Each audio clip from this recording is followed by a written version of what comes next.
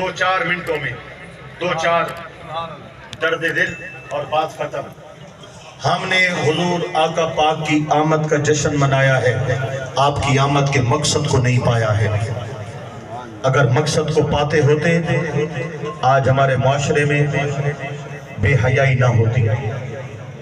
نوجوان نسل جو سوشل میڈیا پہ لوگوں کی عزتوں اور بیٹیوں اور غیرتوں سے کھیل رہے ہیں، تمہارا مستقبل بڑا تاریک ہے.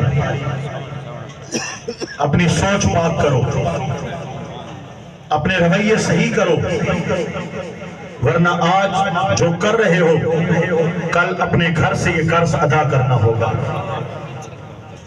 نوجوان نسل خدا کے لیے نوجوانوں کی راتیں سجدوں میں گزرا کرتی تھی، عبادت اور ریاضت میں گزرا کرتی تھی.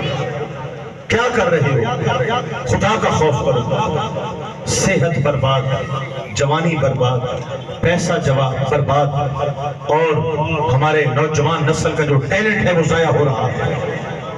اسٹوڈنٹ اچھے خاصے اچھے ذہن رکھنے والے بچے آج وہ میرٹ سے پیچھے آ گئے. کیوں؟ زیادہ وقت موبائل فون پہ برباد ہو رہا ہے. پھر جب سوچ غلط ہو جاتی ہے، کہیں غلط تعلق قائم ہو جاتا ہے، پھر نہ نماز، نہ روزہ، نہ تعلیم کی طرف توجہ، نہ گھر کی طرف توجہ، وہی دماغ فوکس ہو جاتا ہے اور پھر بندہ ضائع ہو جاتا ہے.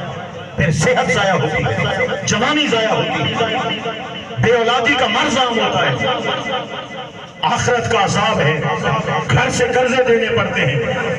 نوجوان نسل، محمد بن قاسم 17 سال کا نوجوان تھا. سندھ کی بیٹی نے خط لکھا عرب کہ میری عزت کو خطرہ ہے. گھوڑے دوڑائے، ساحل سمندر پہ آئے، پھر بیڑے دوڑائے، اور جو ہے بیڑوں میں فوج سوار کر کے سندھ کی دھرتی پہ آ کے ٹھٹھا کی سرزمین پر راجہ طاہر کو شکست دے کر اس بچی کے سر پر جا کر چادر ڈالی اور بتایا مسلمان نوجوان عزتیں لوٹنے والے نہیں ہوتے، عزتوں کے رکھوانے ہوتے ہیں. میرے بھائیوں، اپنی نسلوں کی اچھی تربیت کرو. یہ آخری پیغام ہے میرا. شراب، چوری، جوا، زنا، بدکاری، خواجی، اجانی، بے پردگی اور فینسیاں، کرکٹ کے میچوں پہ بکیں چل رہی ہیں، فینسیاں چل رہی ہیں، جوئے چل رہے ہیں، سود کا لین دین ہے، رشوتوں کے بازار گرم ہے، کرپشن کا جن اپنے پورے چوبن. میں کیا بولوں؟ چند لفظوں میں، چند منٹوں میں کیا بیان کروں؟ بس یہ آخری گزارش کر رہا ہوں. یہ غور سے سننا. اولاد پر ماں باپ کا حق ہے. اولاد پر ماں باپ کا حق ہے.